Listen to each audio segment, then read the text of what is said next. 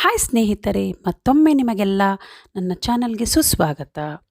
ನೀವಿನ್ನೂ ನನ್ನ ಚಾನಲ್ಗೆ ಸಬ್ಸ್ಕ್ರೈಬ್ ಆಗಿಲ್ಲ ಅಂದರೆ ಈಗಲೇ ನಿಮ್ಮ ಸ್ಕ್ರೀನ್ ಕೆಳಗೆ ಕಾಣಿಸುವ ಸಬ್ಸ್ಕ್ರೈಬ್ ಬಟನನ್ನು ಪ್ರೆಸ್ ಮಾಡಿ ಹಾಗೂ ಮರೆಯದೆ ಬೆಲ್ ಐಕಾನನ್ನು ಸಹ ನೀವು ಪ್ರೆಸ್ ಮಾಡಿದ್ರೆ ನಾನು ಯಾವುದೇ ವಿಡಿಯೋ ಅಪ್ಲೋಡ್ ಮಾಡಿದ್ರೆ ಫಸ್ಟ್ ನಿಮಗೆ ನೋಟಿಫಿಕೇಷನ್ ರೀಚ್ ಆಗುತ್ತೆ.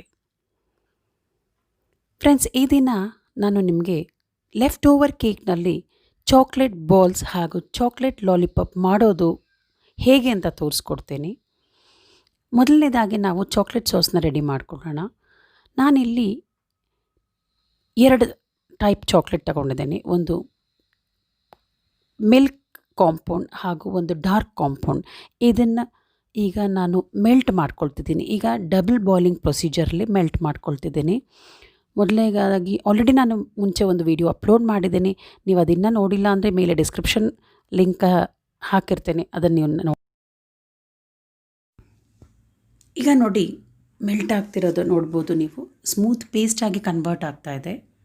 ಈ ಥರ ನಾವು ಕೈಯಲ್ಲಿ ಸ್ಪೂನಲ್ಲಿ ಎಲ್ಲ ಬಿಸ್ಕರ್ ಸಹಾಯದಿಂದ ನಾವು ಈ ಥರ ಬೀಟ್ ಮಾಡ್ತಾ ಹೋಗೋಣ. ಈ ಥರ ಒಂದು ಸ್ವಲ್ಪನೂ ಗ್ರ್ಯಾನ್ಯೂಲ್ಸ್ ಇಲ್ದಂಗೆ ಬೀಟ್ ಮಾಡ್ತಾ ಹೋಗಬೇಕು. ನೀವು ನೋಡ್ಬೋದು ಎಷ್ಟು ಸ್ಮೂತ್ ಪೇಸ್ಟ್ ಆಯಿತು. ಬಟ್ ಈಗ ಇದನ್ನು ನಾವು ಡೈಲ್ಯೂಟ್ ಮಾಡಬೇಕು. ಡೈಲ್ಯೂಟ್ ಮಾಡೋಕ್ಕೆ ನಾನಿಲ್ಲಿ ಕ್ರೀಮ್ ಯೂಸ್ ಮಾಡಿದ್ದೀನಿ, ವಿಪ್ಪಿಂಗ್ ಕ್ರೀಮ್ ಯೂಸ್ ಮಾಡಿದ್ದೀನಿ. ನಿಮ್ಮ ಹತ್ರ ವಿಪ್ಪಿಂಗ್ ಕ್ರೀಮ್ ಇಲ್ಲ ಅಂದರೆ ನೀವು ನಾರ್ಮಲ್ ಕ್ರೀಮ್ ಸಹ ಯೂಸ್ ಮಾಡ್ಬೋದು. ಅಂದರೆ ಹಾಲಿನ ಕೆನೆ ಏನಿರುತ್ತೆ ಅದನ್ನು ತೆಗೆದಿಟ್ಕೊಂಡು ಚೆನ್ನಾಗಿ ಬೀಟ್ ಮಾಡಿ ಸಾಫ್ಟ್ ಮಾಡಿ ಅದನ್ನು ಯೂಸ್ ಮಾಡ್ಬೋದು.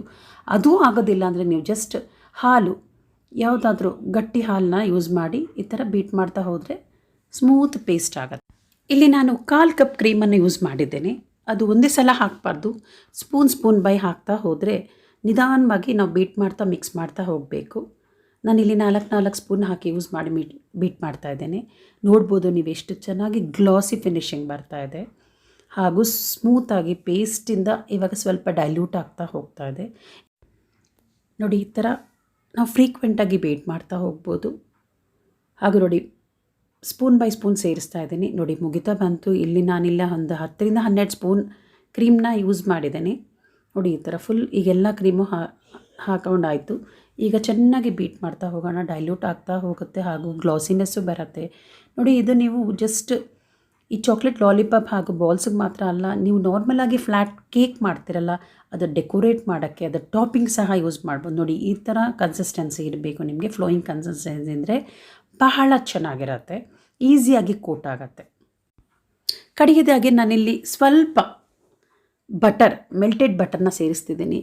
ಏಕೆ ಅಂದರೆ ಮತ್ತಷ್ಟು ಗ್ಲಾಸಿ ಲುಕ್ ಬರಲಿ ಅಂತ. ಮತ್ತು ಅದು ಹಾಕಿ ಚೆನ್ನಾಗಿ ಬೀಟ್ ಮಾಡೋಣ. ನೋಡಿ ಬೀಟ್ ಮಾಡಾಯಿತು. ನನ್ನ ಚಾಕ್ಲೇಟ್ ಸಾಸ್ ರೆಡಿ ಆಯಿತು. ನಾನು ಡಬಲ್ ಬಾಯ್ಲಿಂಗ್ ಏನು ಪಾತ್ರೆ ಯೂಸ್ ಮಾಡಿದ್ದೀನಿ ಅದು ತೆಗೆದಿಟ್ಬಿಡೋಣ. ಆಲ್ರೆಡಿ ಫುಲ್ ಚೆನ್ನಾಗಿ ಬೀಟ್ ಆಗಿದೆ. ಈಗ ನಂತರ ಏನು ಮಾಡೋದು ಅಂತ ನಾನು ನೆಕ್ಸ್ಟ್ ತೋರಿಸ್ಕೊಡ್ತಾ ಹೋಗ್ತೀನಿ.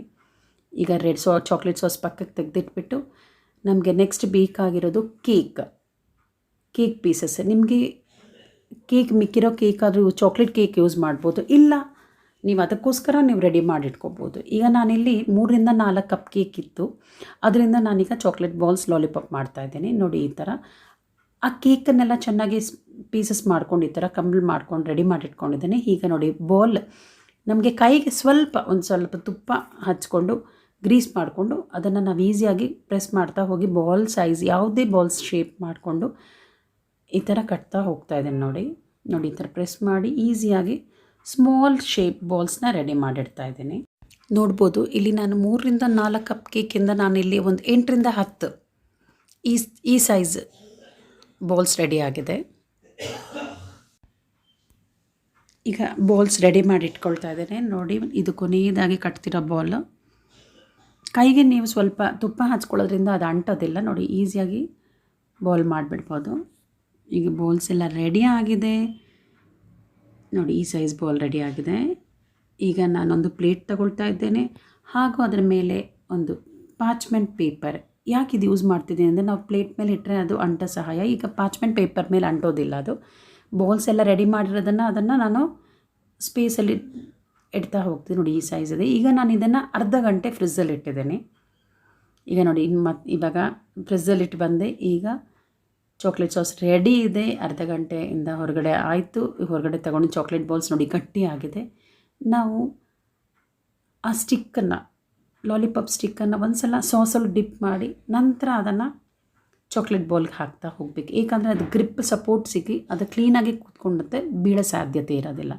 ನೋಡಿ ಎಷ್ಟು ಈಸಿಯಾಗಿ ಕೋಟ್ ಆಗ್ತಿದೆ. ಇದು ನಾನು ತುಂಬ ಲಿಕ್ವಿಡಿಫೈ ಮಾಡಿಲ್ಲ, ಸೆಮಿ ಸಾಲಿಡ್ ಆಗಿದೆ. ಎಷ್ಟು ಚೆನ್ನಾಗಿ ಕೋಟ್ ಆಯಿತು ನೋಡಿ ಚಾಕ್ಲೇಟ್ ಸಾಸು. ರೆಡಿ ಆಯಿತು. ಈಗ ಇದನ್ನು ನಾನು ಒಂದು ಸೈಡಾಗಿ ಇಡ್ತಾ ಹೋಗ್ತೀನಿ. ಇದು ಹಾಗೆ ಇಟ್ಟರೆ ಡ್ರಿಪ್ ಆಯಿತು, ಡ್ರಿಪ್ ಆಗುತ್ತೆ. ಆದ್ದರಿಂದ ನಾವು ಇದನ್ನೆಲ್ಲ ರೆಡಿ ಮಾಡಿ ಒಂದು ಸಲ ಇದನ್ನು ಒಂದು 5ರಿಂದ 10 ನಿಮಿಷ ಫ್ರಿಜ್ಜಲ್ಲಿಟ್ಟರೆ ಆ ಚಾಕ್ಲೇಟ್ ಬಾಲ್ಸ್ಗೆ ಹಾಗೂ ಈ ಚಾಕ್ಲೇಟ್ ಕೋಟಿಂಗ್ ಕ್ಲೀನಾಗಿ ಈಸಿಯಾಗಿ ಟೈಟಾಗಿ ಕೂರುತ್ತೆ. ನೋಡಿ ರೆಡಿ ಆಯಿತು ಎರಡನೇದನ್ನು. ನೋಡಿ ತೆಗೆದು ಇಡ್ತಿದ್ದಂಗೆ ಎಷ್ಟು ಬೇಗ ಕೋಟಿಂಗ್ ಗಟ್ಟಿ ಆಗ್ತಾ ಹೋಗ್ತಾ ಇದೆ. ನೋಡಿ ಈ ಥರ ನಾನು ಆಲ್ರೆಡಿ ಎಲ್ಲ ಲಾಲಿಪಾಪ್ಸ್ನ ರೆಡಿ ಮಾಡಿಡ್ತಿದ್ದಿದ್ದೆ. ಬರೀ ಲಾಲಿಪಾಪ್ಸ್ ಎಲ್ಲ ಚಾಕ್ಲೇಟ್ ಬಾಲ್ ಸಹ ಮಾಡಿಡ್ತೀನಿ ಈಗ. ನೋಡಿ ಡ್ರಿಪ್ ಆಗ್ತಿದೆ. ಆದ್ದರಿಂದ ನಾವು ಒಂದು 5ರಿಂದ 10 ನಿಮಿಷ ಫ್ರಿಜ್ಜಲ್ಲಿ ಇಡೋಣ. ಯಮ್ಮಿ ಚಾಕ್ಲೇಟ್ ಲಾಲಿಪಾಪ್ಸ್ ರೆಡಿ ಆಯಿತು. ಈಗ ಸರ್ವ್ ಮಾಡೋಣ, ಅದನ್ನು ಡೆಕೋರೇಟ್ ಮಾಡೋಣ. ನೋಡಿ ಎಷ್ಟು ಚೆನ್ನಾಗಿ ಕಾಣುತ್ತೆ. ಈಗ ಬಾಲ್ಸ್ನ ಸ್ಮಾಲ್ ಕಪ್ಪಲ್ಲಿ ಇಟ್ಟಿದ್ದೀನಿ. ನೀವು ನಿಮ್ಮ ಮಕ್ಕಳ ಬರ್ಡೇ ಪಾರ್ಟಿಗಳಲ್ಲಿ ಈ ಥರ ನೀವು ಚಾಕ್ಲೇಟ್ ಲಾಲಿಪಾಪ್ ಥರ ಆದರೂ ಕೊಡ್ಬೋದು, ಹೋಮ್ ಮೇಡ್ ಲಾಲಿಪಾಪ್ಸ್ ಆದರೂ ಮಾಡ್ಬೋದು. ಇಲ್ಲ ಈ ಥರ ಬೌಲ್ಸಲ್ಲಿ ನೀವು ಮಕ್ಕಳಿಗೆ ಸರ್ವ್ ಮಾಡ್ಬೋದು. ಎಷ್ಟು ಬ್ಯೂಟಿಫುಲ್ಲಾಗಿ ಕಾಣಿಸ್ತಿದೆ ಅಲ್ಲ, ಎಷ್ಟು ಕಲರ್ಫುಲ್ ಬೌಲ್ಸಲ್ಲಿ ಎಷ್ಟು ಕ್ಯೂಟಾಗಿ ಕಾಣಿಸ್ತಿದೆ ಈ ಚಾಕ್ಲೇಟ್ ಲಾಲಿಪಾಪ್ ಹಾಗೂ ಬಾಲ್ಸ್. ಬಹಳ ಯಮ್ಮಿ ಆಗಿರುತ್ತೆ. ನೀವು ಚಾಕ್ಲೇಟ್ ಎಕ್ಲೇರ್ಸ್ ಹೊರಗಡೆಯಿಂದ ತಂದು ತಿಂತೀರಲ್ಲ, ಅದಕ್ಕಿಂತ ಸೂಪರ್ ಆಗಿರುತ್ತೆ. ನೋಡಿ ರೆಡಿ ಆಗಿದೆ. ನಿಮಗೆ ನನ್ನ ವಿಡಿಯೋ ಇಷ್ಟ ಆದಲ್ಲಿ ಲೈಕ್ ಮಾಡಿ, ಶೇರ್ ಮಾಡಿ ಹಾಗೂ ಮರೆಯದೆ ಸಬ್ಸ್ಕ್ರೈಬ್ ಮಾಡಿಕೊಳ್ಳಿ. Thank you for watching.